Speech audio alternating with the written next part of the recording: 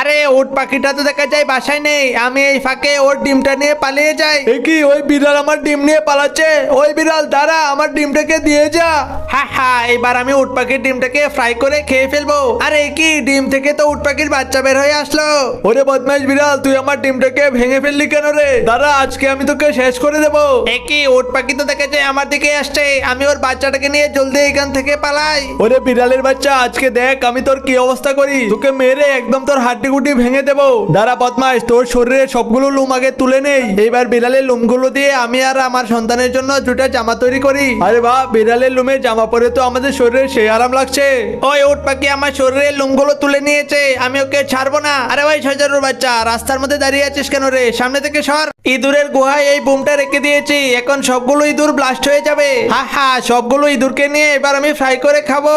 ওরে বিড়াল, আমার সামনে থেকে তুই ইঁদুর নিয়ে যাবি? তা তো কখনোই হতে পারে না। হা হা বিড়াল, তুই তো শেষ, এইবার এই ইঁদুরগুলোকে আমি ফ্রাই করে খাবো। আরে বাহ, ইঁদুরের ফ্রাই খেয়ে তো সেই স্বাদ লাগছে।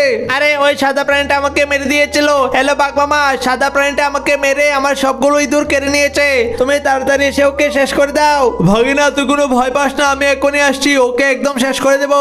একই বাঘের শব্দ শোনা যাচ্ছে, দেখি তো বাঘটা কোথায় আছে। ওরে বাবা, বাঘ তো দেখা যায় আমার দিকে আসছে। দাঁড়া বাঘ, এই গলতি মেরে তোকে এখনই শেষ করে দিচ্ছি। ওরে বাবা, কি হলো? হা হা, বিড়াল আর বাঘ, তোরা তো আমার সাথে কখনোই পারবি না রে, এই মরুভূমিতে আমি রাজত্ব করব। বাঘ মামা, ওই সাদা প্রাণীটার সাথে তো আমরা দুজন মিলে পারলাম না, চলো আমরা বাড়ি ফিরে যাই, আমরা আরো শক্তিশালী হয়ে ফিরে এসে ওই প্রাণীটাকে একদম শেষ করে দেবো। বন্ধুরা, পরের পার্ট দেখতে চাইলে লাইক সাবস্ক্রাইব করে রাখো।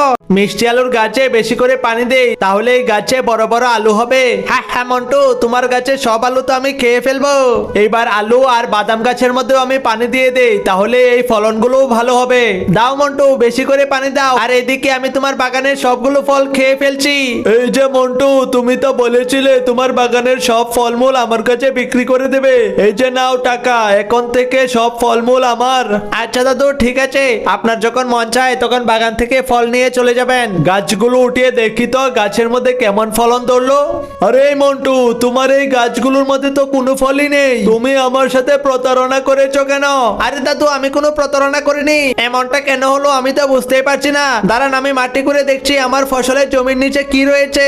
এই যে দাদু দেখুন, এই ইঁদুরগুলো আমার সব ফল নিয়ে খেয়ে ফেলেছে। আরে ওই ইঁদুরের বাচ্চা, তোর কারণে আমি ব্যবসার মধ্যে লস খেলাম রে। দাঁড়া, তোদেরকে ধরে নিয়ে আমি এখনই পানিতে ফেলে দিচ্ছি।